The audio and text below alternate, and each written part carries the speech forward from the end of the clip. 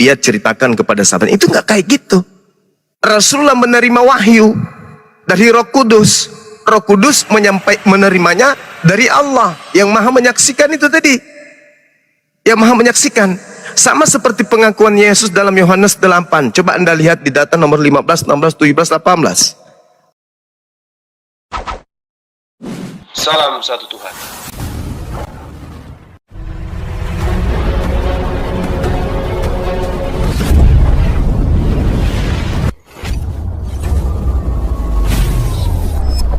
Ya, pengantar ini singkat para sahabat. Dukung semua ya sahabat-sahabat kita channel Bensa News Muslim. Di like, di subscribe, di share sebanyak mungkin untuk supaya mencegah sahabat-sahabat kita di luar sana tidak terpengaruh terhadap pemurtadan. Semoga Allah memberikan selalu sikap istiqamah. Salam satu Tuhan, Allahu Akbar. Karena hanya Dia dan Allah yang menjadi saksi. Begitu juga Al-Quran.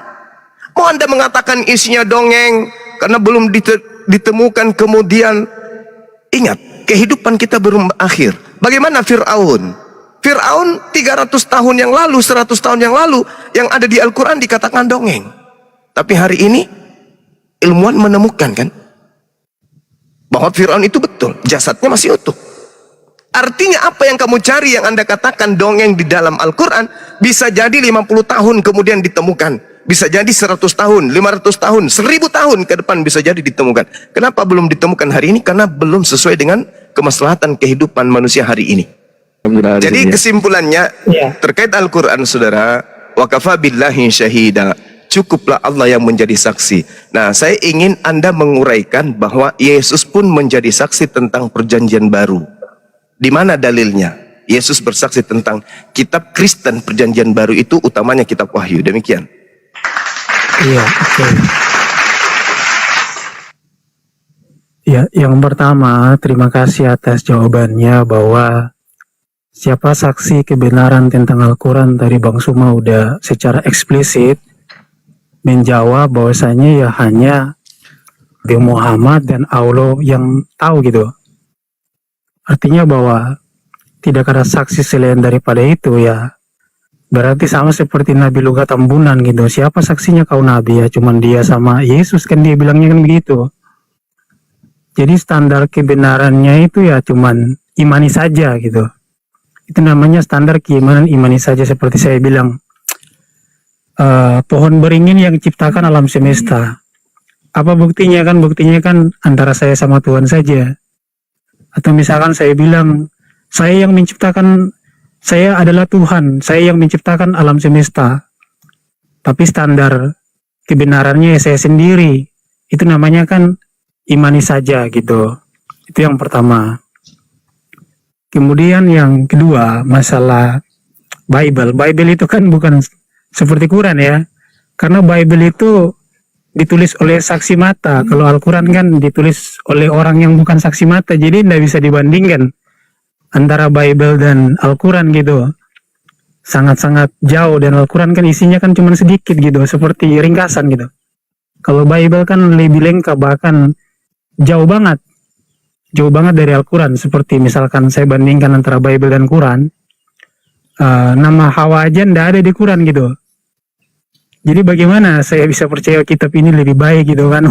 Nama istri manusia pertama aja ndak ada gitu kan? Tapi ya kita ndak bahas itu kan.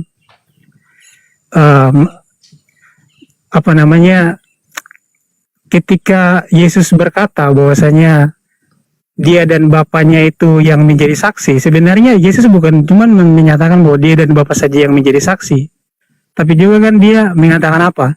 Bahwa memang dalam hukum Taurat itu diperlukan 2 saksi. Sehingga apa? Yohanes itu kan dia diutus pertama. Jadi ada nabi pendamping untuk menguatkan kemesiasan daripada Yesus. Yohanes yang kemudian mendahului Yesus untuk kemudian menjadi saksi. Sedangkan Nabi Muhammad itu kan nggak ada saksinya gitu. Jadi kalau digunakan dalam hukum Taurat Musa ya, Muhammad itu nggak bisa lolos gitu sebagai nabi karena nggak ada saksinya gitu kan. Nah, apa maksud Yesus mengatakan seperti itu? Artinya apa? Tanpa kesaksian manusia pun, kesaksian Yesus itu tetap benar gitu. Tetapi karena dalam hukum Taurat itu memang diperlukan saksi manusia, sehingga Yohanes Pembaptis itu diutus lebih dulu gitu. Nah, jadi menurut saya kita kalau mau bahas masalah dongeng ya kita harus jangan masuk kepada pembahasan-pembahasan seperti ini gitu. Itu pembahasan yang ibaratnya ranahnya iman gitu. Kalau kita mau membahas masalah dongeng, misalkan contoh nih, Al-Quran membahas masalah Ibrahim berjalan di atas api gitu kan. Kemudian Isa menciptakan burung. Kemudian apalagi semua cerita-cerita di Quran. Nah, sekarang kita buktikan apakah apa yang disampaikan di dalam Quran itu benar atau enggak. Bukan mempertanyakan apakah Yesus itu saksi, menyaksikan bahwa memang benar-benar kitab Wahyu itu dia saksinya di situ kan. Itu kan pembahasan yang enggak sesuai dengan apa yang mau kita bicarakan tentang masalah dongeng atau enggak. Dan saya akan tunjukin data-data bagaimana karangan para rabi Yahudi, ya tulisan manusia yang luar biasa itu ada di Quran gitu loh. Ini kan aneh gitu. Bagaimana mungkin karangan manusia, karangan orang Yahudi itu bisa masuk di Quran? Itu kan menjadi pertanyaan kan, kawan-kawan muslim harus bisa mempertanggungjawabkan kita mereka. Karena kalau masalah Al-Quran itu menjelaskan tentang, ya seperti yang tadi Bang Suma bilang kan, mayatnya Firaun, kemudian di dalam laut itu ada api. Aduh, Nabi Muhammad itu nggak sehebat Aristoteles gitu loh. Nabi Muhammad itu nggak sehebat Plato dalam menjelaskan sains gitu. Jadi kalau kau bandingkan, aduh jauh sekali. Aristoteles pada abad 4 sebelum Masehi dia mengatakan bumi itu bulat. Al-Quran nggak pernah mengatakan bumi itu bulat. Nabi Muhammad itu baru muncul di abad ke-7. Plato itu abad pertama sebelum Masehi. Aristoteles itu pada abad 4 sebelum Masehi. Kemudian Thales pada abad 6 sebelum Masehi mengatakan bahwa bumi ini pada awalnya adalah air, itu sesuai dengan sains gitu. Jadi jauh sekali gitu loh masalah kebenaran Al-Quran yang katanya sesuai dengan sains maka dikatakan sebagai nabi dan juga firman Tuhan. Pertanyaannya, berarti tulisan Plato itu firman Tuhan juga? Tulisan Aristoteles itu firman Tuhan juga? Tulisan Thales itu firman Tuhan juga? Karena perkataan mereka yang bukan ibaratnya perlu tafsir. Kalau Al-Quran itu kan perlu tafsir untuk membuktikan dengan sains gitu loh. Tapi kalau perkataan filsafat Yunani kan nggak perlu cocokmologi gitu. Karena saya tahu ya, kebanyakan ayat-ayat Quran itu kan dicocokmologi dengan sains. Kalau perkataan filsafat Yunani itu nggak pakai cocoklogi gitu. Jadi silakan kembali ke tema aja masalah pembuktian kitab suci siapa yang dongeng gitu. Silakan. Oke, baik. Jadi saya rasa saudara ini sudah tahu ya kelemahan Bibelnya ya. Sudah tahu sehingga apa yang saya pertanyakan kemudian itu tidak disanggah, melainkan hanya entah kemana-mana pembahasannya. Saya ulang, Yohanes 8. Kamu menghakimi menurut ukuran manusia, aku tidak menghakimi seorang pun. Dan jikalau aku menghakimi, maka penghakimanku itu benar. Sebab aku tidak seorang diri, tetapi aku bersama dengan Dia yang mengutus aku. Dan dalam kitab Tauratmu ada tertulis bahwa kesaksian 2 orang adalah sah. Akulah yang bersaksi tentang diriku sendiri, dan juga Bapa yang mengutus aku bersaksi tentang aku. Berarti aku dan Bapa bersaksi. Itu sesuai dengan Al-Quran. Anda mengatakan Al-Quran itu dongeng. Di dalam Al-Quran dikatakan begini. Bismillahirrahmanirrahim. Huwallahu alladzi la ilaha illahu al-malikul qudusus salamul mu'minul muhaiminul azizul jabbarul mutakabbir. Subhanallah amma yusyrikun. Dialah Allah, tidak ada Tuhan selain Dia. Berarti cuman ada satu, hanya Allah. Maharaja, berarti Maharaja itu cuman satu, Dialah Allah. Yang Maha Suci, Dialah Allah. Yang Maha Sejahtera, Dialah Allah. Yang menjaga keamanan, Dialah Allah. Pemelihara keselamatan, Dialah Allah. Yang Maha Perkasa, yang Maha Kuasa, yang memiliki segala keagungan, Dialah Allah. Maha suci Allah dari apa yang dipersekutukan oleh makhluk. Jadi seperti apa Allah itu? Wujudnya kayak mana? Tak ada manusia yang tahu. Tapi Dia itu Maha Suci, Dia itu Maharaja, Dia itulah pencipta alam semesta ini. Berarti umat Islam menyembah kepada hakikat pencipta alam semesta. Umat Islam menyebutnya dengan sebutan Allah. Orang Yahudi menyebutnya dengan sebutan Eloah. Yesus menyebutnya dengan sebutan Bapa. Itu hakikat Maha Suci, Maha Tinggi. Nah, Hakikat ini kemudian berfirman, maka dia menjadi saksi di dalam iman Islam. Kul kafa billahi syahida. Allah yang menjadi saksi atas apa yang diceritakan oleh Al-Quran kepada baginda Rasul Muhammad SAW. Anda mengatakan dongeng, silakan dengan tuduhan saudara, tak masalah. Namanya Anda tidak beriman kepada Al-Quran, silakan. Anda mengatakan itu dongeng, silakan, itu hak Anda. Tapi yang jadi permasalahan di sini adalah keotentikan kitab suci kita. Anda mau ceritakan Al-Quran dongeng, itu iman kami. Itu iman kami, tidak bisa Anda sentuh ke sana. Itu iman kami, didatangkan oleh Allah melalui seorang yang hidup di zaman jahiliyah 1400 tahun silam. Seorang diri menerima wahyu itu, lalu kemudian menyampaikan kepada para sahabatnya, dihafalkan sampai hari ini. Itu poin yang perlu Anda pikirkan. Bandingkan dengan kitab saudara. Mungkin menurut saudara itu adalah fakta, itu adalah real, kenyataan yang betul-betul terjadi. Itu boleh jadi kenyataan. Kenapa? Karena itu ditulis dari hasil penyelidikan. Namun sevalid-validnya informasi yang dituliskan di dalam kitab saudara, yang menjadi permasalahan, adakah Yesus menjadi saksi tentang cerita itu? Itu dulu. Paulus bertemu dengan makhluk bernama Yesus. Penulis wahyu bertemu dengan makhluk bintang timur. Adakah Yesus menjadi saksi untuk itu? Kalau Al-Quran, Allah, Tuhan kami menjadi saksi tentang Al-Quran. Tuhan Anda, Yesus, adakah bersaksi tentang buku-buku yang Anda imani sebagai kitab suci? Itu poinnya. Ini berbicara ranah iman. Anda tidak bisa menghancurkan iman Islam dengan hanya mengatakan Al-Quran dongeng, Al-Quran. Tidak bisa. Sekarang kalau saya mengatakan kitabmu itu benar-benar pernah terjadi isinya, tapi apakah Yesus? Karena di situ intinya. Apakah Yesus pernah memberikan kesaksian tentang kitab Roma, kitab Lukas, kitab Markus, kitab Yohanes, kitab Filipus? Apakah Yesus pernah memberikan itu?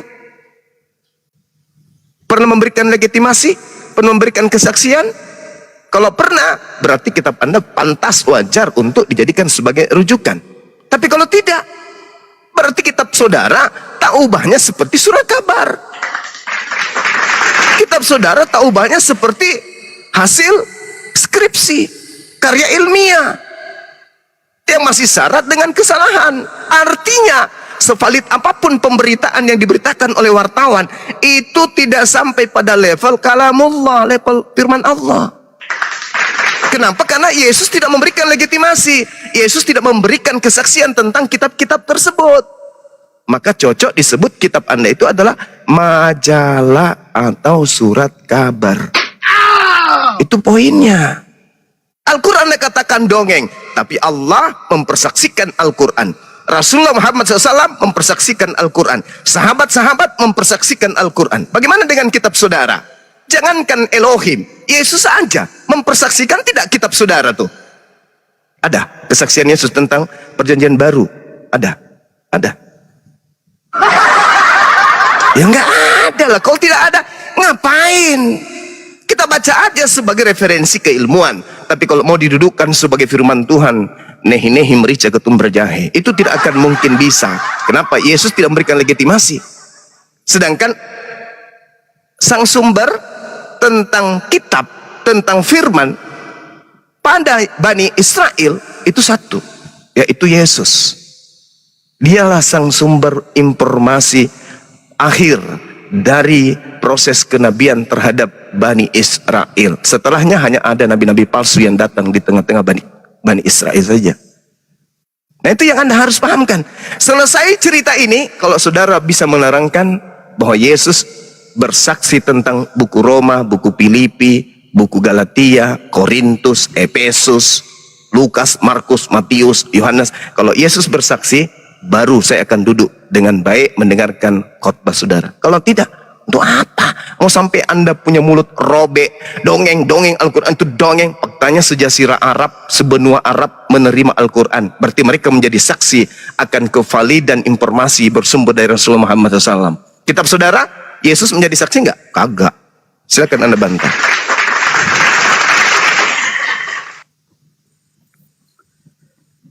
Iya, thank you. Jadi tadi narasi Bang Suma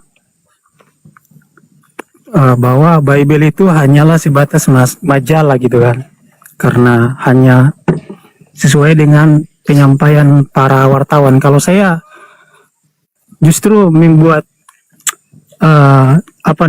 perbandingan ini masalah antara majalah versus dongeng gitu Bang. Kenapa? Walaupun Abang bilang keterangannya dari para seperti yang tadi dinarasikan, para wartawan, tetapi para wartawan itu adalah saksi mata. Mereka pun menanyakan kepada saksi mata. Sedangkan Nabi Muhammad, beliau bukan saksi mata, beliau nggak pernah bertemu dengan Nabi Musa, beliau nggak pernah bertemu dengan Nabi Isa, dan nabi-nabi yang lain, tetapi beliau kan menyampaikan kisah-kisah mereka. Jadi saya buat judul ini antara majalah versus dongeng gitu loh. Biar kita paham gitu kan, kira-kira kita mana sih yang paling pantas kita ikuti antara majalah dan dongeng gitu. Kenapa saya membuat perbandingan seperti itu teman-teman? Karena seperti yang tadi saya jelaskan, Al-Quran itu tidak bisa dibandingkan dengan Alkitab. Nama Hawa aja tidak ada di Al-Quran. Kalau kau pernah baca Al-Quran, apalagi kau udah khatam Quran, kan kau bisa baca seminggu Al-Quran itu sudah habis. Karena isinya cuma sedikit gitu. Seperti isi, ibaratnya kalau skripsi kan terlalu banyak gitu. Seperti apa, cerpen gitu. Jadi isinya terlalu sedikit Bang, nggak bisa dibandingkan dengan Bible. Jadi nggak bisa dibandingkan gitu Bang. Nah kemudian masalah Abang mengatakan bahwasanya Al-Quran ini mau kau katakan sebagai dongeng pun itu iman kami ya. Emang itu kan orang Islam itu kan hanya imani saja Bang. Emang Abang juga kan udah mengakui bahwa Al-Quran itu keimanan tentang Islam ya, hanya imani aja. Buktinya apa? Saksinya adalah Allah, saksinya Muhammad, itu aja. Karena semua keterangan Quran itu yang nggak bisa dibuktikan. Nggak ada saksi matanya. Siapa sih yang bisa membuktikan Al-Quran itu benar selain Allah dan Muhammad? Kan nggak ada gitu. Jadi apalagi? Jadi masalah konsep ketuhanan itu kan cuma konsep gitu. Orang Islam mengimani Allah pencipta alam semesta. Loh semua cip agama kan gitu, itu kan pemahaman yang umum gitu loh. Tapi apakah Tuhan kamu ini ada kan belum tentu. Kan itu hanyalah sebuah konsep gitu. Kayak Allah itu adalah raja, ya kan? Itu kan konsep-konsep yang umum gitu. Di Kristen pun kita ngimani kalau Yesus itu adalah raja, Yesus itu pencipta. Nah yang harus kita buktikan ini benar nggak Allah itu pencipta? Jangan-jangan cuma ngaku-ngaku lagi gitu kan? Soalnya nih Bang ya, saya kan belajar gitu, saya tidak pernah menemukan bahwasanya Allah itu eksis ya di luar daripada orang-orang Arab gitu, orang-orang Quraisy. Seperti misalkan kalau kita baca Al-Quran, Nabi Musa nyembah Allah, Nabi Isa nyembah Allah. Saya belajar Yudaism itu udah lama Bang. Saya tidak pernah menemukan bahwa di abad pertama, di abad 15 sebelum Masehi, di zaman Musa, itu Musa itu nyembah Allah gitu loh Bang. Jadi nggak salah tadi yang saya katakan tadi kan, bahwa Al-Quran itu hanya sebatas dongeng dari Al-Fatihah sampai Anas. Karena nggak bisa dibuktikan gitu loh. Musa nyembah Allah, Ibrahim nyembah Allah, kemudian Isa Al-Masih nyembah Allah, Sulaiman nyembah Allah. Loh dari mana dasarnya gitu loh? Kan kita tahu bahwasanya yang mengenal Allah ini kan orang-orang Quraisy. Quraisy itu siapa? Quraisy itu kan penyembah berhala gitu. Jadi nggak mungkin orang-orang Ibrani, orang-orang Israel, mereka itu nyembah Tuhannya para penyembah berhala. Karena dalam kitab Tawarik kan dikatakan Tuhan selain Hashem adalah berhala. Jadi apalagi yang harus saya katakan terhadap Tuhan Abang selain hanyalah konsep, dan saya bisa simpulkan sebagai berhala. Karena Tuhan Abang ini nggak hidup Bang, nggak bernafas. Karena cuma sebuah konsep gitu loh. Kalau Tuhan Abang itu maha kuasa dan memang benar-benar eksis, seharusnya Nabi terakhir ini tuh dia punya kelebihan dari nabi-nabi yang lain. Misalkan dalam konsep konteks mujizat gitu kan. Tapi faktanya kan mujizat aja ndak ada. Nabi Muhammad kan nggak pernah membuat mujizat satupun dalam di dalam Al-Quran gitu kan. Jadi gimana ya? Saya jadi bingung juga masalah konsep apakah Allah itu benar-benar eksis atau enggak. Tetapi kita kembali lagi ke pembahasan kita masalah dongeng ya, kitab suci sebagai dongeng. Menurut saya pembahasan kita ini udah kelar gitu loh ketika abang mengatakan bahwasanya itu iman kami. Kalau jawabannya udah iman kami ya, mau kau nyembah pohon kayak itu kan urus kamu gitu, mau kau nyembah batu kayak itu kan iman kamu. Kita nggak ada gubris masalah itu bang. Jadi apalagi yang mau kita bahas kalau abang udah mengakui cuman imannya aja, nggak ada pembahasan lagi bang. Karena kitab kami itu sangat banyak dengan saksi. Kitab abang kan nggak ada saksinya, ya udah. Perbandingannya kita bisa bandingkan sendiri gitu, mana kitab yang benar-benar real dan mana kitab yang ibaratnya cuma karangan manusia gitu loh. Karena di dalam Al-Quran sendiri kan dikatakan begini bang, mungkin abang hafal ayatnya kan, innahu laqaulu rasulin karim, sesungguhnya Al-Quran itu benar-benar perkataan Rasul yang mulia. Bahkan Al-Quran sendiri kan mengakui itu, bahwa Al-Quran itu perkataan Rasulullah. Ya apalagi gitu loh bang, emang perkataan Rasulullah, makanya nggak bisa dibuktikan, nggak sesuai dengan sejarah, ya kan? Nggak bisa dibuktikan oleh saksi mata. Terus apa lagi bang? Abang nggak bisa buktikan kebenaran kitab abang selain Allah dan Muhammad, itu aja bang. Jadi saya nggak tahu mau nanggapi seperti apa bang. Oke, baik. Ya, jadi yang terakhir itu Anda mengatakan bahwa Al-Quran itu adalah perkataan Rasulullah yang mulia. Memang betul. Umat Islam akui itu. Al-Quran sebelum sampai kepada kuping para sahabat, Al-Quran itu adalah bersumber dari perkataan Rasulullah. Rasulullah sumber perkataannya adalah Roh Kudus. Roh Kudus sumber perkataannya adalah Allah. Berbeda dengan kitab saudara. Bible itu adalah perkataan Lukas, Markus, Matius, Yohanes, Paulus. Bukan perkataan Yesus. Kalau Anda mengatakan itu perkataan Yesus, kapan Paulus bertemu dengan Yesus? Memang betul Al-Quran itu perkataan Rasulullah, bukan perkataan sahabat, bukan perkataan Siti Aisyah, bukan perkataan Abu Bakar, bukan perkataan Utsman, tapi perkataan baginda Rasulullah Muhammad sallallahu alaihi wasallam. Karena beliau adalah nabi, dia Rasulullah. Dia yang memberi firman Allah itu kepada manusia. Siapa bilang Al-Quran itu perkataan istrinya? Bukan. Al-Quran itu perkataan Rasulullah yang diilhamkan oleh Allah melalui Roh Kudus. Jelas itu. Kemudian, Anda sudah mengakui kitab Anda majalah. Bagus. Anda mengatakan Al-Quran dongeng, silakan. Tapi kami mengimani Al-Quran itu adalah kalamullah. Kami mengakui Al-Quran itu kalamullah. Bahkan Anda membacakan bahwa Al-Quran itu ucapan Rasulullah. Sudah selesai kita di situ. Andai Anda menggunakan akal. Nah, sekarang kalau Anda mengakui kitab Anda majalah, itu derita. Dan itu memang fakta. Makanya ketika saya minta sedikit aja kesaksian Yesus terhadap buku Lukas, surah-surah Paulus 13 buku itu yang membangun iman Kristen sehingga Kristen menyembah anak manusia yang kemudian mengaku sebagai bintang timur.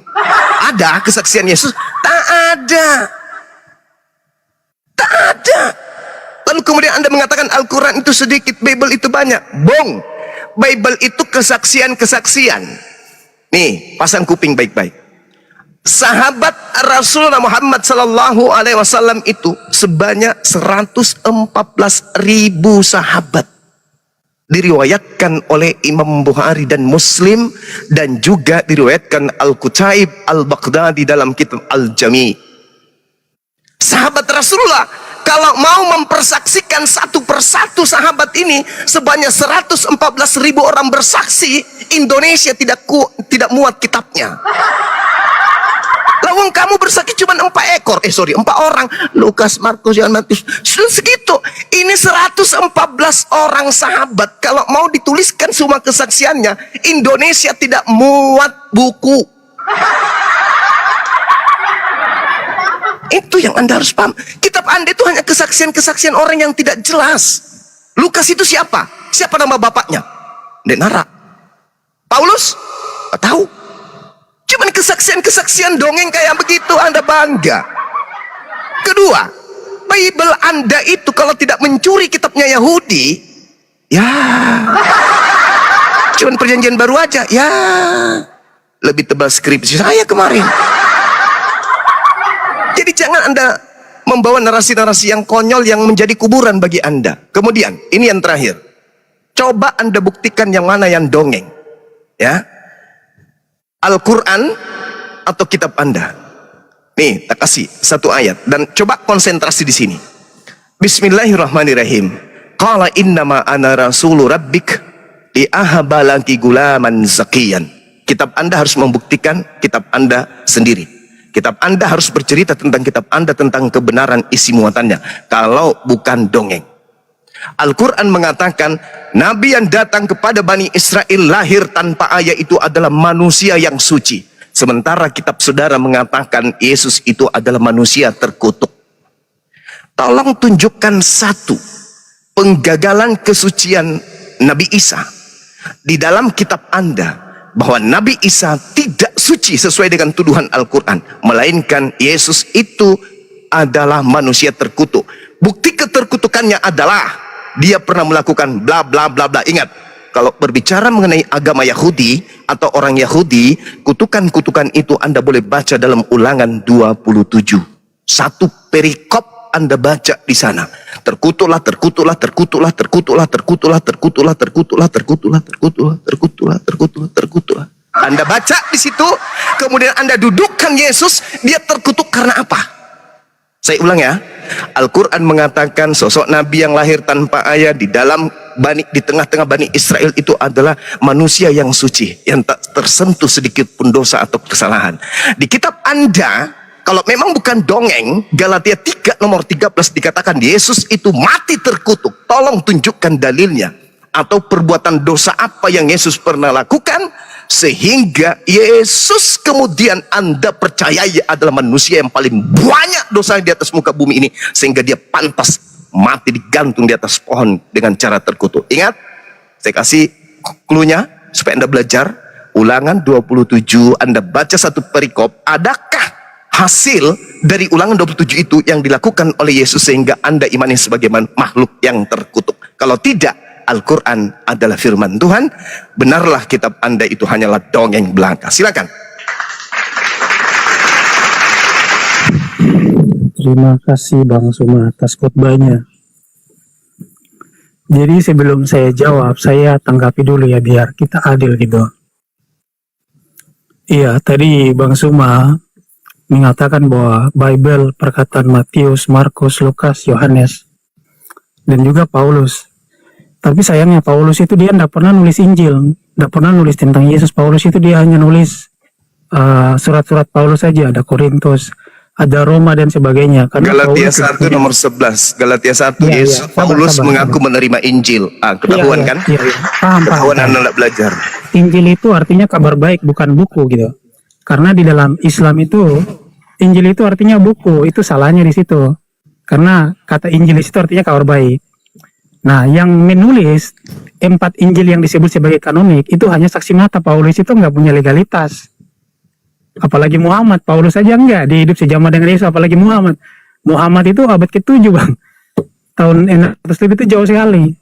Jadi yang menjadi saksi mata yang menulis seperti Matius. Matius siapa? Matius itu bagian dari 12 murid. Kemudian ada Rasul Yohanes anak Zebedeus, adalah bagian dari 12 murid. Kemudian Markus dan Lukas bagian dari 70 murid. Jadi yang punya legalitas untuk menulis ya hanya saksi mata gitu. Bukan orang yang ibaratnya bukan saksi mata kemudian ngarang-ngarang. Kalau Paulus dia enggak nulis Injil. Maksudnya 4 kisah hidup tentang Yesus ya. Atau yang disebut sebagai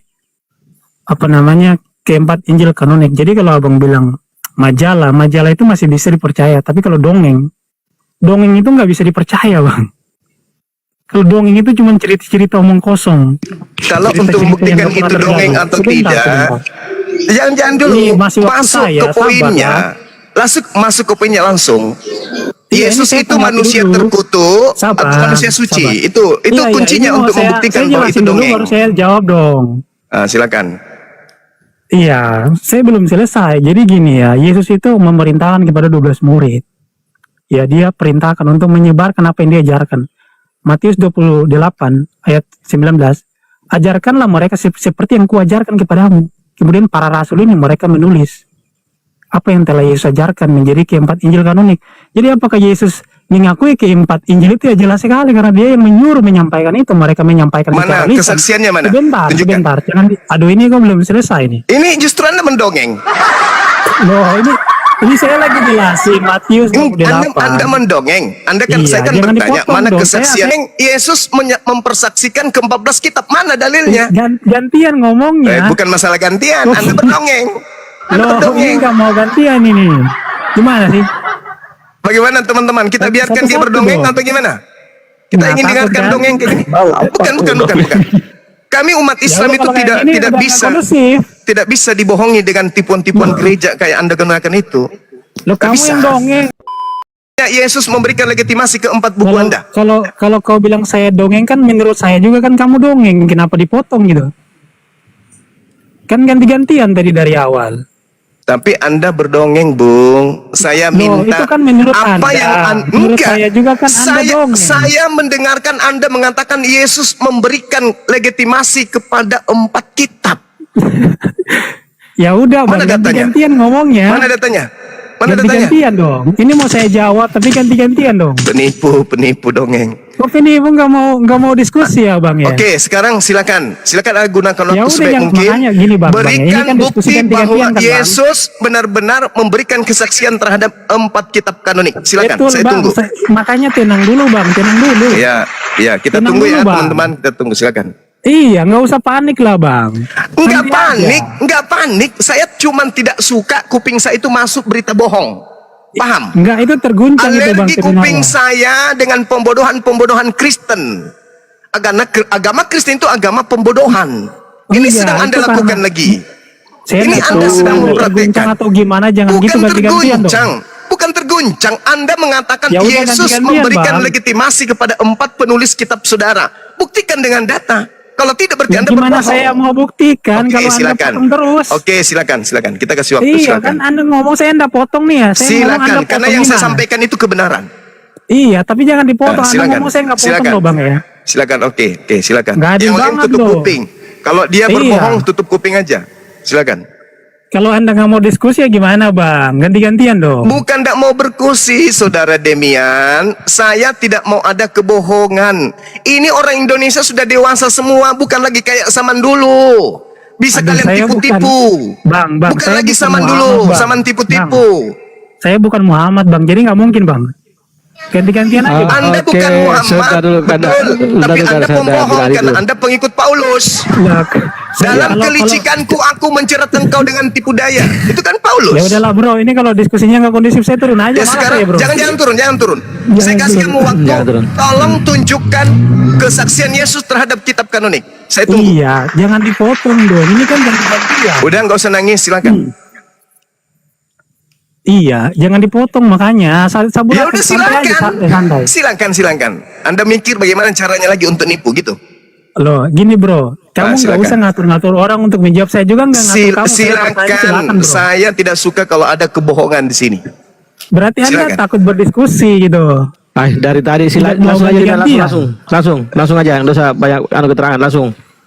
Loh, saya nggak, ibaratnya kalau dia menjelaskan kan saya nggak Nah, di sini ada kan, bro. Jadi Dinda tolonglah. Pedunggang Kuda, silakan moderator deh, arahkan kalau dia berbohong langsung kick injak mulutnya. Kita nggak butuhkan pembohong. Kristen Dari tadi itu kita agama yang kayak didirikan di lucu atas gitu. kebohongan gitu loh. Kalau dia berbohong langsung diturunkan. Kita nggak butuhkan pembohong. Ya. Bu Darosi disimak ya. Silakan Demian, langsung aja, jangan muter-muter. Iya, kalau misalkan, tapi jangan dipotong ya kalau saya jawab ya. Iya, Iya, silakan, jadi Pak gini, Demian. Yesus itu menyampaikan ajarannya kepada murid-muridnya. Murid-muridnya ini mereka menyampaikan secara lisan dan juga secara tulisan. Yang tulisan ini yang kemudian menjadi kitab yang saya pegang. Jadi apakah itu benar diakui oleh Yesus? Ya benar. Kenapa? Karena semua tulisan yang ditulis oleh murid-murid Yesus ini itu berdasarkan apa yang diajarkan oleh Yesus, apa yang diilhamkan oleh Roh Kudus kepada mereka. Jadi poinnya jangan dipotong ya. Jangan dipotong nih, biar nggak terguncang. Jadi poinnya, maksudnya beliau ini, jadi Yesus menyuruh, weh Matius, Markus, kamu harus nulis loh, kitab ini namanya Matius. Loh, kalau pakai perbandingan seperti itu, Allah Subhanahu wa taala bahkan nggak pernah nyuruh Muhammad. Tidak tepat kamu demian. Sebentar Pembohong dong, kan? ini kan digantian. Bohong kan dia, pembohong kan. Betul, Aduh. tidak tepat itu, tidak tepat. Nipu, Sudah. nipu. Lah, kok nipu? Kok kalian Udah, nggak mau udah. diskusi ya dengan baik gitu? Buktikan aja dulu, nggak usah. Itu tipuan muda, tinggalkan aja. Sekarang kau buktikan bahwa Yesus itu punya dosa, silakan. Sampai dia layak untuk mati digantung di salib. Jangan di mute, ini kok gini loh, Oke, diskusinya oke, gimana? itu Debian. Buktikan Yesus punya dosa sehingga dia mati layak digantung. Satu-satu ngomongnya. Kok gini loh, tadi dia Kasih saya waktu, ngatur-ngatur kok gini. kasih dia waktu 2 menit lagi. Gitu. Udah kelamaan. Karena kau pembohong, pendusta kau itu, penipu. Kau itu penipu, kau pendusta. Nah, bilang aja terguncang, nggak usah gitu lah. Saya sedikit pun tak terguncang, agama penyembah Lucifer kok terguncang pula dengan kau. Kita Ya, minta buktinya data kamu nggak mau akurat. diskusi dengan baik. Saya Anda tidak nggak mau suka dengan berdiskusi dengan baik. pembohong, pendusta tidak suka. Saya tidak suka dengan pembohong, Iya, pendusta karena itu. Anda Nggak takut suka dengan berdiskusi dengan pembohong baik. itu, nggak suka. Anda mengatakan Lukas adalah ke-12 murid. Mana dalilnya? Tunjukkan. Loh, jangankan dalil bro, 12. Saya minta Jangankan- dalil jangankan Lukas dalil, adalah bro. bagian dari ke-70 murid itu, dalilnya mana? Silakan. Kalau ada dalilnya gimana? Saya turun sekarang kalau ada.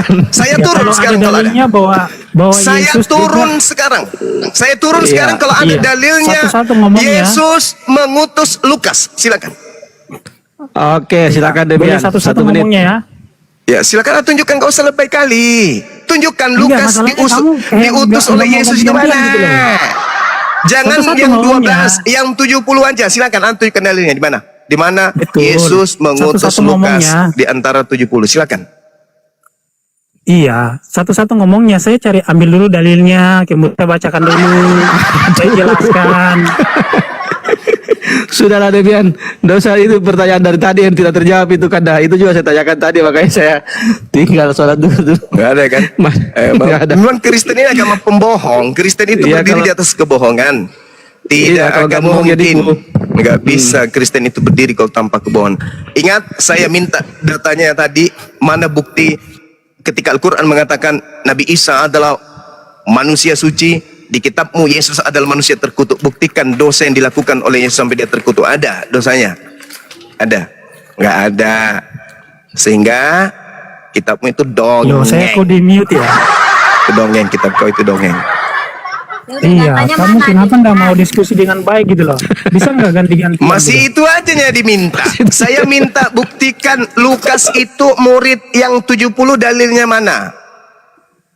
Loh, saya gini, gimana saya mau jawab kalau kau potong terus? Ya mana? 1, 2, 3. Silakan tunjukkan. Saya diam. Iya, jangan dipotong dong kalau orang jawab. Iya, saya bacakan dulu ayatnya ya. Lukas 10 ayat 1. Kemudian daripada itu, Tuhan menunjuk 70 murid yang lain. Lalu mengutus mereka berdua-dua Mereka. mendahuluinya. Mereka ke di situ setiap masuk kota Lukas dan- nggak? Nah, dipotong lagi. Saya nggak bisa Enggak, ngomong. Saya ngomong pasti karena di dipotong sini terus. tidak menyatakan Lukas sebagai murid. Saya minta bukti tidak Lukas semuanya, sebagai tidak 70 semuanya. murid. Gini loh, kitab kami itu Mulai ada nangis. yang namanya literasi gereja. Mulai bohong-bohongan. Nah, kalau kamu nggak mau diskusi dengan baik, saya nggak. Mulai. Saya gini loh, saya mau diskusi dengan baik. Kalau Mulai. saya nggak mau diskusi dengan baik, ya saya turun aja gitu loh. Mulai bohong-bohongan. Saya malas gitu loh. Saya minta dalil Ya. Lukas adalah ke-70 murid itu mana dalilnya? Kau bawa Lukas 10 itu nggak ada. Saya sudah tamat. Nenekmu belum lahir sudah Kenapa tamat di Lukas kitab 10. itu tidak mengutus aku bilangnya? Kenapa tidak mengutus Iya, aku 70 dibilang? Kok murid mengutus itu, mereka 70 dibilang? Silakan. murid itu Silakan. Kenapa? salah satunya adalah Rasul Lukas dan juga Rasul Mana Markus. dalilnya? Mana dalilnya? Jangan kau mendongeng. Loh, kita bukan cuman punya kitab aja, kita juga punya sejarah gereja. Kalau kamu kan Iya. cuman punya Al-Quran. Inilah yang Sejarah gereja sedikit. lagi. Saya minta dalil bukan sejarah gereja. Lucu. Itulah kalau saya begini, katakan. Agama Kristen itu kalau tidak bohong tidak eksis sampai sekarang. Ya udahlah, Tipu-tipu kalau aja. diskusinya kayak gini saya turun Iya. aja lah, malas saya. Malas lah. Kalau saya Bagaimana turun tidak aja ya, malas? ini Song? diskusinya Kata nggak kondusif. Lukas. Dengarkan, saya tak ajarin samamu. Lukas 1 itu Lukas pengarang kitab kau itu melakukan penyelidikan. Kalau dia melakukan penyelidikan artinya Pakai dia time bukan aja bagian gimana? dari 70 murid. Pakai time 2 menit Pakai aja nemer gimana? kayak ada ilmu aja. Beruntung kamu saya naik ke sini. Iya, karena Kamu itu bagi nggak saya itu berani double diskusi kosong. ganti-gantian. Kamu itu nggak ada ilmu kecuali Karena kamu tipu-tipu. takut, nggak mau ganti-gantian. Mainan, permainan aja ini kan dah. Saya minta Ya samamu udahlah, kalau dalilnya ini diskusi Lukas orang pengikut, adalah saya murid malas, bro. dari ke-70 itu mana dalilnya Cak Ayu? Mana? Izin turun Dalilnya ya mana? bos ya, ini udah terguncang ini nggak mau ganti-gantian. Dalilnya mana? Izin turun ya. Saya minta dalil kau tunjukkan Lukas Nanti kalau 10. diskusinya udah kondusif lagi, udah bisa pakai time ganti-gantian, baru saya naik lagi ya. Saya minta dalilnya mana? Yesus mengutus Lukas, kau tunjukkan Lukas 10. Sejarah gereja kan dah, dia sejarah gereja katanya. Bukan dalil lagi sejarah gereja. Cuplis, penyembah Lucifer, Al-Quran ditunya dongeng, Allah dituduh entah apa-apanya mulut kau itu, ya. Dasar cuplis. Itulah. Konten itu Penyembah kalau tidak nipu Lucifer. ya bohong. Kalau nggak bohong ya nipu. Ya, alhamdulillah Sejak kan tadi ada dia kesini. ngeklaim aja itu si Demian. Dia klaim Yesus ngasih validasi katanya. Bang Zuma minta pembuktian klaimnya itu nggak ada dikasih. Dari dulu itu bang, beliau itu dari sejak dia masih belum pakai baju sampai dia pintar pakai sendal, itu kerjanya tuh gitu-gitu aja, tipu-tipu. Gitu-gitu aja tuh. Nah, jurus Iya, keduanya iya, itu itu tadi, nanti Pak. dia pura-pura tampil kayak Yahudi. Seakan-akan Yahudi, Yesus diumpetin, yang dibawa Elohim. Iya, iya betul. Yang tadi itu Bang Zuma, aku mau nanya juga, kenapa Lukas itu nggak nyebut, kenapa nggak mengutus aku, kenapa harus mengutus mereka disebut di situ gitu kan? Kalau memang dia yang benar-benar murid dari Yesus gitu, kenapa Yesus mengutus mereka? Kenapa nggak ditulis di situ Yesus mengutus aku gitu? Itu yang bikin kita nggak percaya bahwa Lukas itu murid Yesus. Ya, kita Iya. sapa Bang Gabriel. Bang Gabriel, Ya, selamat siang. Kristen ya Bang? Aku Katolik. Oh iya, silakan. Orden itu orden. Oh iya, Ya sedikit ya saya tanggapi pertanyaan saudara Ardi tadi ya. Jadi kalau kita bercerita gini, kenapa Lukas ini tidak mengaku sebagai murid, tapi Kristen yang menunjuk kemudian Lukas sebagai murid. Sebenarnya kalau kita belajar tentang asal usul kitab Lukas ini, kita akan memahami bahwa Lukas asisten Paulus ini menulis tulisannya itu di tahun 80 sampai sekitar 85 Masehi. Berarti kejadian-kejadian yang tertulis di dalam kitabnya Lukas ini itu tidak bersentuhan langsung kepada Lukas. Lukas bukanlah pemain di dalamnya. Lukas itu hanya penulis. Dia tidak masuk dan tidak terlibat di dalam. Kecuali Lukas mengakuinya bahwa dia memang menyusun berita-berita tersebut. Bisa dibaca di dalam Lukas 1 nomor 1 sampai nomor 3. Itu pun Lukas menulis kitabnya hanya untuk satu orang, yaitu Theophilus. Dia tidak menulis untuk gereja. Nah, satu hal yang perlu dipahami di sini adalah ketika dikatakan kenapa tidak mengatakan aku, karena Lukas sadar dia itu bukan murid Yesus. Itu hanya tradisi agama Katolik mengatakan bahwa Lukas itu adalah bagian dari 70. Padahal ketika ditampilkan Lukas 10 itu sama sekali tidak mendudukkan dirinya sebagai murid Yesus di sana, enggak. Dia hanya penulis lepas, wartawan lepas, pewarta lepas, yang kemudian kebetulan bukunya lulus. Di antara banyak buku-buku yang dituliskan pada saat itu, salah satu buku yang lulus pada saat pengkanonan itu adalah catatan Lukas. Ada puluhan kitab-kitab yang lengser, termasuk kitabnya Filipus, itu lengser, tidak diterima pada saat konsili. Makanya pada saat kemudian kitab di kanon, salah satunya adalah Lukas ini. Kenapa? Karena cerita-ceritanya itu berkesesuaian dengan keinginan Romawi. Karena yang pesan itu adalah Romawi supaya mereka memiliki kitab. Nah kemudian Paulus memulai tulisannya di tahun 50-an, ya 52 sampai seterusnya sampai tahun 60-an. Kemudian Lukas menuliskan di tahun 80-an. Itu dia mulai menulis. Kapan Yesus menulis? Kapan Yesus kemudian mengutus mereka? Di tahun 80-an. Tak ada. Yesus tahun 33 sudah nggak ada di bumi. Tapi mereka kemudian menulis, mencatat sesuai dengan apa yang mereka inginkan berdasarkan hasil penyelidikan. Jadi saudara-saudara sekalian, saya katakan ketika Al-Quran dituduh dongeng, sekali lagi saya katakan Al-Quran bisa dibuktikan kebenarannya tentang apa yang diceritakan masa yang akan datang. Sedangkan kalau Bible sederhana aja membuktikan itu.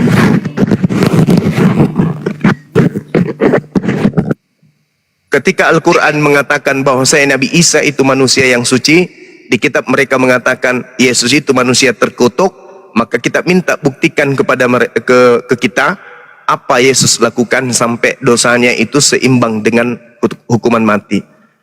Sampai kucing bisa pakai sepatu roda, mereka tidak akan pernah bisa menunjukkan itu. Demikian, silakan yang lain. Terima kasih Bang Zuma atas ilmunya. Aku izin turun dulu ya host. Bang Zuma sama semuanya. Ini di sini udah mau masuk zuhur. Assalamualaikum warahmatullahi wabarakatuh. Waalaikumsalam warahmatullahi wabarakatuh. Ada tamu lagi Bang Eli. Aku mau nanya ntar Bang Selamat siang. Oke. Bang Eli belum disapa ini. Ya, oh ya udah. Oke. Katolik juga Bang Eli. Ya. Oh Bang Eli ada itu ya. Ya, Katolik juga dia. Ya. Nah, mau nanya dulu, ya, Bang Pe. Mumpung ada Bang Zuma. Silakan Odin, apa yang mau ditanyakan? Enggak gini. Halo Bang Zuma. Ya, halo. Ya gini bro, kan Bang Zuma udah banyak baca Alkitab kan? Iya. Nah, aku mau nanya simple sih. Menurut bro nih, menurut Bang Zuma, tapi dari Bible ya, jangan di-compare ke kitab Al-Quran ya maksudku. Menurut bro, di kitab Bible itu lebih serem mana, Tuhan atau iblis? Di dalam Bible itu lebih serem iblis pastinya. Kenapa? Ada itunya. Kenapa gitu maksudnya kalau lebih serem iblis? Karena iblis itu sempat-sempatnya mencobai Tuhannya Kristen. Oh. Iya. Membawanya ke gunung, membawanya ke bumbungan bait suci. Sementara Tuhan sendiri di dalam Bible menyatakan inilah anakku yang kukasihi. Kalau iblis tidak, malah digendongnya sampai ke bumbungan bait suci, dibawa ke atas gunung untuk dicobai. Oh, Bahkan okay. lebih parahnya lagi si iblis nyamar-nyamar jadi Yesus, Bang.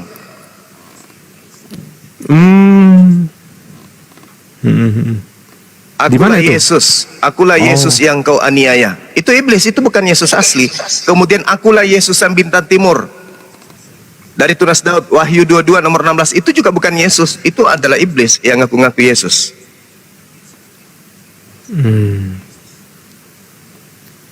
Oke dah. Itu aja sih Bang Zuma. Thank you Bang Zuma. Siap. Lanjut ke Bro Eli. Sama-sama.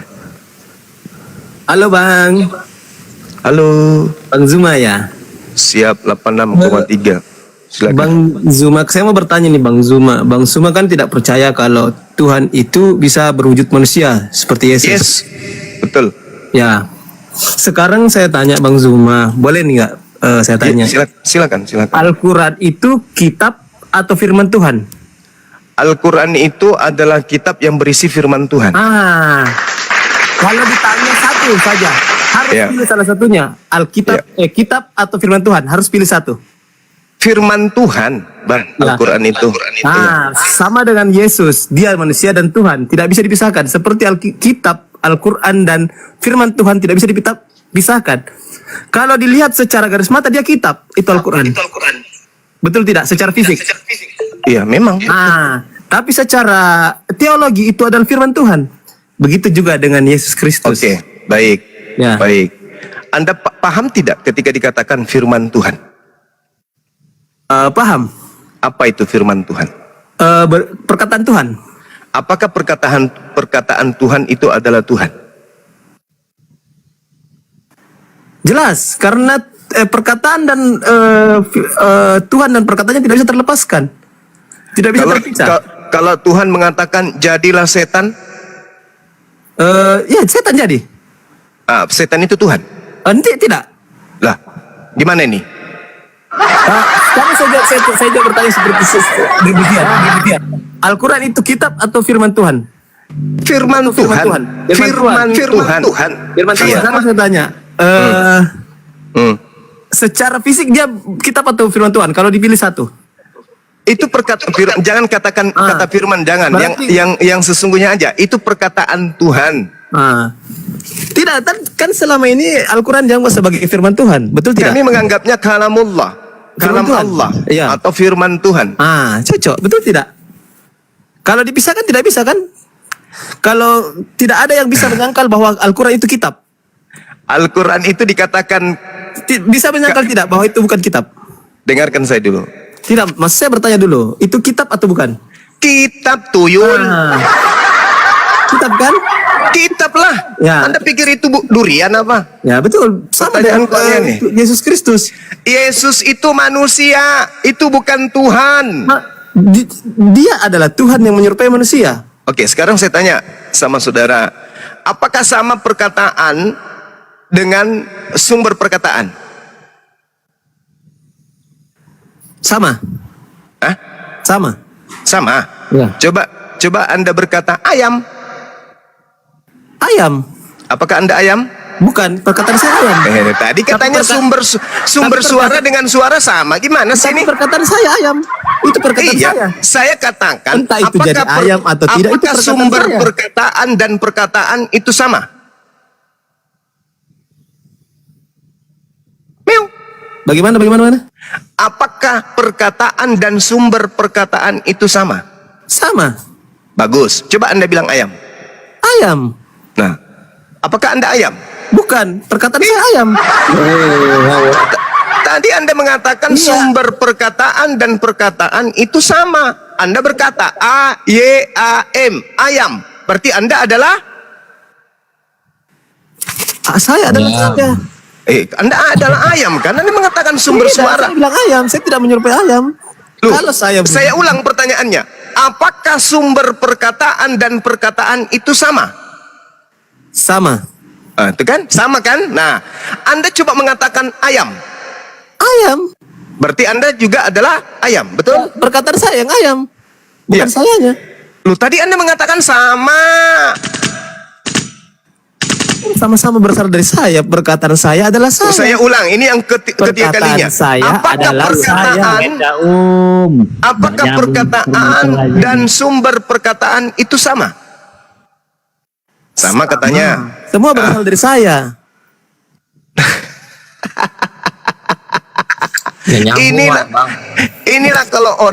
Inilah orang kalau sudah terlanjur menyembah kepada manusia. Anda mengatakan sumber suara, sumber perkataan dan perkataan sama. Anda mengatakan ayam, untung aja Anda tidak mengatakan monyet. Anda mengatakan ayam. Saya kembalikan pernyataan saudara.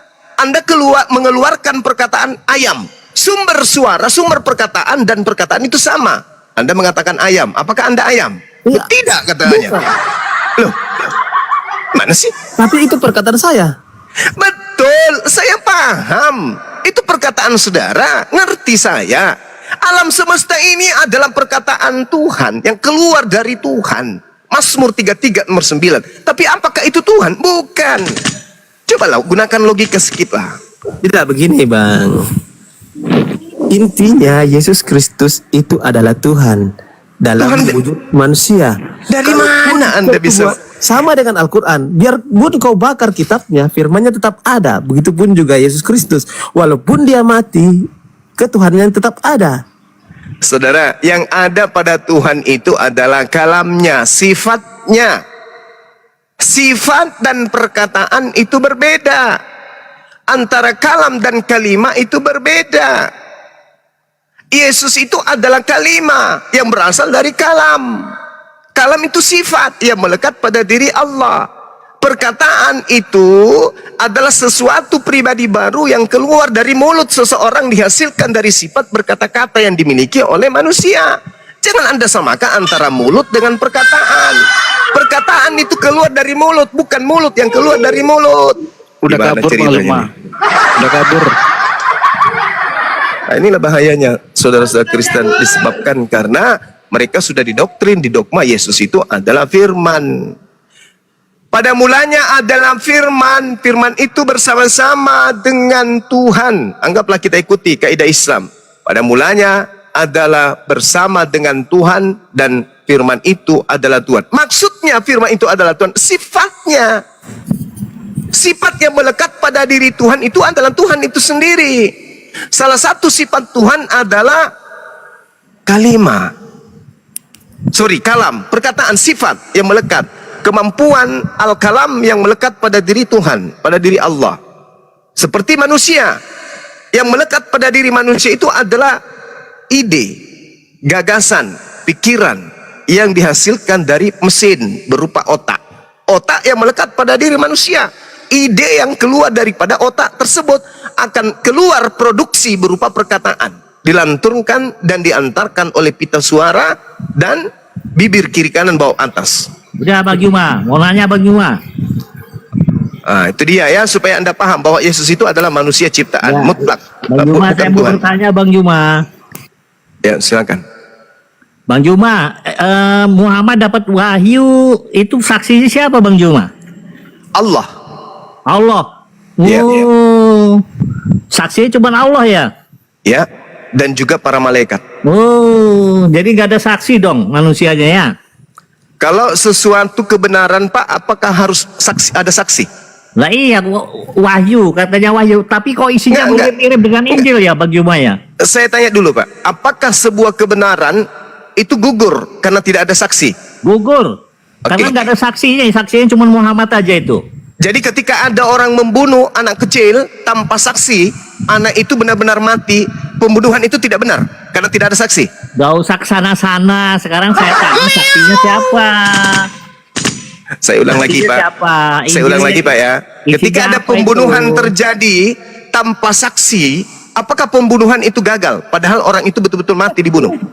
Orang ditanya wahyu ke pembunuhan gimana? Nggak nyambung. Supaya sehat, akal Anda itu sehat, Pak. Akalmu itu yang nggak sehat. Orang ditanya saksinya siapa? Muhammad tuh dapat wahyu gitu loh.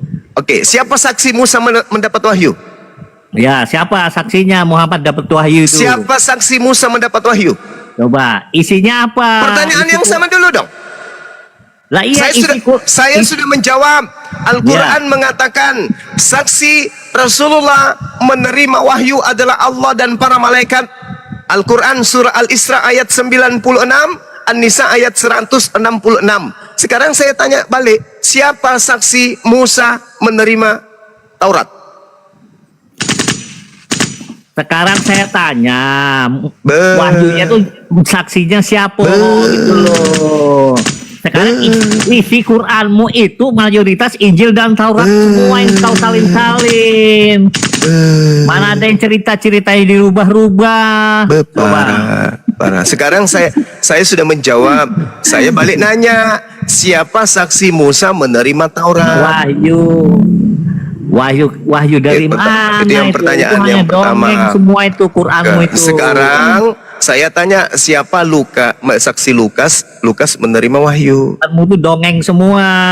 Dari Injil dan Taurat kau salin semua itu. Udah turunin. Orang tak berguna, laskar tak berguna. Kamu ke gereja, colok pantat gereja, jilat tanganmu, mudah-mudahan otakmu bisa berfungsi supaya bisa bedakan antara dan keju. Ya, selama ini Anda belum bisa bedakan itu, mana pendeta, mana keju. Anda belum bisa bedakan. Tanya-tanya bahasa Quran. Ditanya siapa saksi Nabi Musa, tidak bisa dijawab. Diturunkan levelnya, siapa saksi Lukas menerima wahyu, cuman mengatakan Al-Quran dongeng. Mending Anda turun. Quran dongeng. Mending Anda turun. Halo, assalamualaikum Bang Juma. Waalaikum. Bang, ini ada sedikit mau ditanya, Bang. Enggak sih, bentar. Abang dari Kristen apa Muslim? Saya Muslim. Oh, Muslim. Waalaikumsalam warahmatullahi wabarakatuh. Bentar, sebelumnya kita sapa dulu ya, ada Bang John ini. Bang John? Halo, assalamualaikum warahmatullahi wabarakatuh. Oh, Muslim juga ya. Waalaikumsalam Waalaikumsalam warahmatullahi wabarakatuh. Silakan Bang, mau nanya Bang Aple. Begini bang, ini saya mau bertanya, kenapa agama Kristen itu tidak pernah mau mengakui kalau Islam itu adalah akhlakul karimah? Kenapa agama Kristen tidak mau mengakui agama Kristen ya? Ya, karena Al-Quran mengatakan di dalam surah An-Nisa ayat 120, Allah Subhanahu wa taala telah menekankan dengan sangat jelas, ya'iduhum wa yumannihim wa ma ya'iduhum syaitan illa gurura. Setan itu memberikan janji-janji kepada mereka dan membangkitkan angan-angan kosong pada mereka, padahal setan itu hanya menjanjikan tipuan belaka kepada mereka. Tidak mungkin mereka meninggalkan janji-janji yang setan berikan kepada mereka.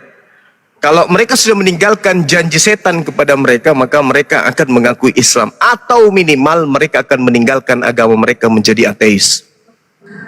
Selama setan masih menjanjikan kepada mereka mati langsung masuk surga, dosa-dosanya ditebus, bla bla bla bla bla bla bla bla bla bla bla, maka selama itu juga mereka akan memandang Islam ini adalah sebuah agama yang tidak berasal dari Allah. Coba yang terakhir tadi bertanya, kita lihat. Kenapa Al-Quran itu hanya penuh dongeng-dongeng yang diceritakan cuman meniru-niru katanya tentang Torah dan itu? Coba kenapa bisa kayak gitu dia berucap? Karena iblis menguasai dia. Ya'iduhum wa yumannihim wa ma ya'iduhumus syaitan illa gurura. Mereka tertipu sehingga mereka mengatakan bahwasanya Al-Quran itu salah. Apa sebabnya? Karena mereka mengikuti nenek moyang mereka. Mereka punya nenek moyang memberikan kemudian arahan supaya mereka tetap eksis pada doktrin dan dogma yang ada di dalam kitab mereka. Al-Quran surah Al-Baqarah ayat 170. Wa idza qila lahum ittabi'u ma anzalallahu qalu bal nattabi'u ma alfaina alaihi aba'ana.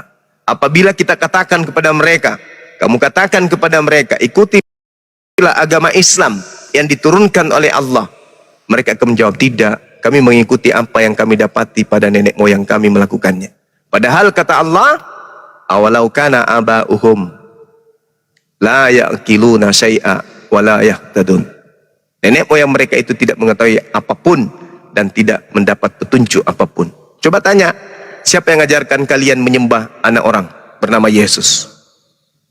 Pasti kemana-mana jawabannya au au au au au.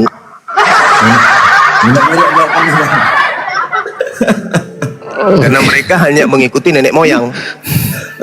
Terus begini bang, bagaimana tanggapan abang si bom-bom gendut babi air mengatakan Nabi Muhammad itu pedofil? Bagaimana tanggapan abang sebagai umat muslim? Iya, baik. Kalau saya bang pribadi, darah saya ini menggeletar bang. Kalau seandainya hukum tidak ada di Indonesia, pasti saya penggal kepala detik ini sekarang bang. Ya, itulah namanya kita cinta kepada Rasulullah. Jadi kalau Pak Bombo mengatakan Rasulullah itu pedofil, itu artinya dia tidak punya pengetahuan. Coba tanya, pedofil itu apa? Tanya aja, pedofil itu apa? Setelah dia menguraikan definisi pedofil, dudukkan. Apakah Aisyah, Siti Aisyah ada sebagai korban di situ? Apakah Rasulullah mengalami penyakit itu? Ya kan? Itu hanya tuduhan. Apakah kemudian orang Arab sesaman beliau menuduh Rasulullah sedemikian itu? Tidak. Lalu dari mana sumber tuduhan itu? Dari kesakitan melihat kejayaan agama Rasulullah yang semakin hari semakin banyak yang mencintai dan banyak peminatnya, dan makin banyak orang Kristen yang mualaf memeluk ajaran Islam, sehingga muncullah ide menuduh Rasulullah sedemikian rupa hujatannya gitu.